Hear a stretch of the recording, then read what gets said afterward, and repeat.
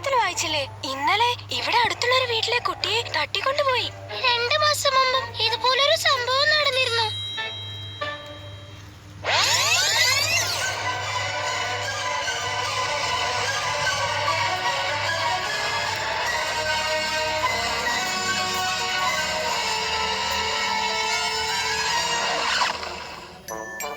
എന്താ സെയിം നീ ഓർക്കുന്നത്?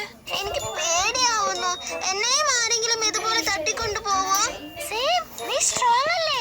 അങ്ങനെ ആരെങ്കിലും വന്നാ നീ ഫൈറ്റ് ചെയ്യണം. ഓക്കേ, ഫൈറ്റ് ഒക്കെ ചെയ്യും. എന്നാലും ഒരു പേടി. എല്ലാ കുട്ടികളെയും തട്ടിക്കൊണ്ടുപോകുന്നത് ഒരാൾ തന്നെയാണോ? പോലീസിന് ലഭിച്ച